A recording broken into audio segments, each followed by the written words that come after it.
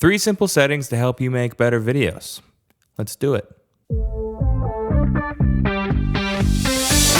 Hello friends and welcome. I am Jeremy Burchard with Moonlight Social. This is another episode of Gear Talk. Now, if you've been around our channel before, you know that I make a ton of different videos, from music videos to scripted work, documentaries, commercials, all kinds of stuff. These are 3 tips that I have found and I use in my work daily. It really helps me speed up post-production, have more creative freedom in the edits, and just gives me some peace of mind. Before we get to the tips, here's the obligatory. Please subscribe to us and hit the bell notification. Also like the video if you like the video. We're still a pretty young channel, but we're very excited to show you more and more of our content, both in terms of our music and our music videos, and these types of videos that help you show how we make what we make. All right. Let's get to it. Tip number 1, keep a constant white balance, preferably at around 4500 Kelvin. One of the very first things you learn when it comes to cameras is the concept of white balance. Namely, a lot of people teach that whatever looks white to your eye should also look white in camera. But that's really kind of a classic way of thinking. Most of the time, we don't want our videos to look like real life. We want them to look cinematic and stylized and maybe have some cool kind of textures and colors and tones without being overly dramatic or gross. Some people will tell you that in order to get those looks, you need to have the most neutral image possible in camera, and then you add in all those colors and, grit and style in post. And that's true, but that really only works when you're shooting in an environment where you can control all of the light sources, like a soundstage or something, right? If you know that you are going to be getting every single light source at exactly 5500 Kelvin, and everything that's hitting your subject is going to be coming in at a certain temperature, you can go ahead and balance your camera for that. But most projects aren't really shot like that anymore. Case in point, the 2013 Academy Award-winning film Dallas Buyers Club was shot using entirely available light, meaning they only used what was already naturally on the set to light the characters. In most cases, especially with like music videos and indie and run and gun projects, you're not going to be able to control every single light source that's coming into the frame.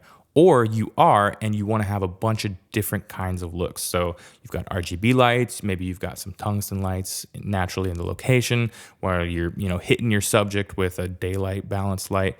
Basically, if you balance your camera for any one of these particular lights, it's really going to throw everything out of whack. And yeah, you can fix it in post, but it's mind-numbing when you've got hundreds of clips that are all shot at a slightly different white balance that you're trying to get to look natural, and things are just kind of gross and icky. In that spirit, I find that it is best to set your white balance at a nice middle, something like 4500 Kelvin. This is a great kind of area that keeps the skin tone still looking and feeling pretty natural to your eye, while allowing, your daylight balance sources to be a little more blue and your tungsten balance sources to be a little more warm without being gross, right? It kind of bakes in a little bit of a cinematic look already without necessarily being like super noticeable. Also, it's incredibly easy to remember. Just turn on your camera, set your white balance to 4500 Kelvin, 0 tint, and press record. It's very frustrating when you're trying to, use your auto white balance, or, maybe you brought your white card or your gray card and you're trying to set the balance for every single shot. And then all of a sudden you've got a billion different clips at a billion different white balances, and you're realizing that some of them aren't working out. Maybe one time you forgot to do it because you're moving quickly. Maybe the white balance was incorrect and auto white balance didn't work like it should have. Maybe you're shooting a shot where a character moves from inside to outside and all these different places, and the light sources are just hitting in all these different ways. And suddenly you're like, wow, this is a headache. With 4500 Kelvin, you've set it, you're good. It's easy to adjust in post if you have to make some adjustments, which sometimes you will. But other than that, it's nice and simple. So setting 1, constant white balance, somewhere around 4500 Kelvin, that does the trick. Tip number 2, shoot in 48 frames per second with a 180-degree shutter angle, or what amounts to a 1/96 shutter speed. Shooting in 48 frames per second for a 24 frames per second timeline is super useful, especially for things like music videos, product shots, action sequences, B-roll, and any other kind of clip where there's not a ton of dialogue. Now, obviously, there is a very clear asterisk here. If you're shooting a TV show, don't shoot in 48 frames per second. TV is shot at 30 frames per second, the end. If you're shooting a clip that you know is going to be super slow-mo, 48 frames is probably not really going to be enough to get that super slow look you want. You're probably going to have to go 60 at least, or if your camera is able to do it, 120 frames per second. And lastly, if the scene that you're shooting is just kind of like a very static dialogue scene between two people, shooting in 48 frames isn't really going to give you the advantages that it does when you're shooting other scenes, which I will tell you about right now. Okay, so big advantages of shooting in 48 frames per second for a 24 frames per second timeline. Number one, it gives you way more options in post because you're kind of shooting two shots at once. What I mean by that is that when you shoot in 48 frames per second, you bring it into your 24 frames per second timeline and you speed it up by 2. That's what's going to give you a more normal speed, right? That's what's going to give you what it would look like if you were to shoot in 24 frames per second. But if you leave it at its original 48 frames per second, suddenly you've got a nice, smooth, slow-mo shot that you can go back and forth between. So you can do really consistent speed vamps, you can cut between clips, you can choose to make some sections of, let's say you're doing a music video, some sections of the action suddenly become slow-mo. Same thing with like an action sequence or if people are fighting, right? You can make one really aggressive punch suddenly slow-mo before speeding back up and, going into regular motion. And it's just cool. It gives you so many options. You're kind of shooting two shots at once. It's very nice. The second main reason that you want to shoot in 48 frames per second is when you maintain that 180-degree shutter angle rule, you are shooting at a 1/96 shutter speed. I don't know why I'm drawing it in the air and it's backwards. Ignore what my hand's doing. Basically, you're shooting at a 1/96 shutter speed, which is a faster than normal shutter speed. The 180-degree rule basically means whatever frame rate you're shooting at, you double that for your shutter speed. So 24 means 48, 60 is a 1/120. Without getting too technical, shutter speed is one of the main components in helping determine motion blur, right? So if you are shooting at a faster shutter speed, like 1/96, there's gonna be slightly less blur between the frames, which means your action is gonna look a little more crisp, a little more fluid.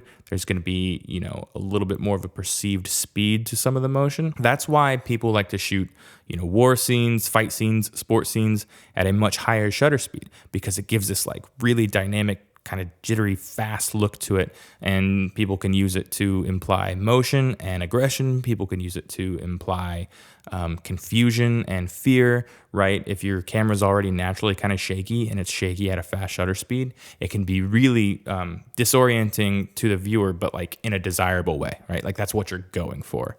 So shooting at a 1/96 shutter speed is a really nice middle ground between some of that faster stuff for like sports and war and the regular shutter speed that you would get if you were shooting at 24 frames. So it just adds a nice little quickness to the motion, makes it feel a little dynamic without making anything feel too quick or, make the viewer like almost queasy. That's why this type of look is really great for action scenes, like product shots, stuff like that. It really gives like whatever you're filming suddenly feels a little more dynamic. Tip number 3, shoot in 4K or higher for an HD timeline. Pretty much every new camera coming out is going to shoot at least in 4K. There's affordable 6K now. We've got 8K, 12K. It's getting crazy. And pretty much every professional will tell you that the resolution of the camera is not nearly as important as the marketing campaigns make it seem. It's definitely not as important as something like your color bit depth and your codec, which genuinely affect the image. The reality is the vast majority of content is still being consumed in HD or less.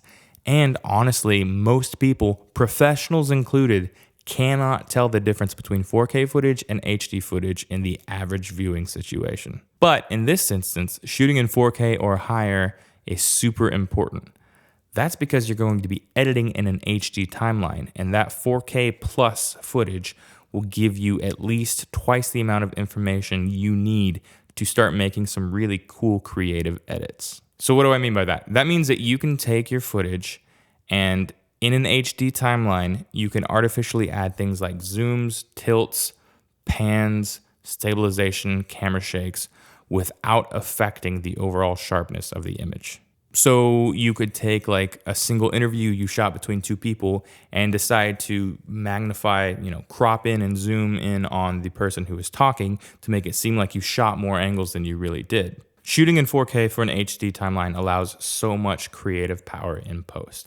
You can take static shots and suddenly make them interesting. This is incredibly helpful too if like you're a one-man band and you're the only person filming, and especially if you're like filming yourself and suddenly you take this static shot and add just a little bit of motion to it, whether it's a slow zoom to imply some drama, whether you want to pan across the image to create a little bit more sense of space. Whatever it is, you can do it by filming in 4K and then editing in HD. Shooting in 4K is also really helpful if you're trying to do things like shoot a green screen or shoot clean plates and, shoot footage for VFX later.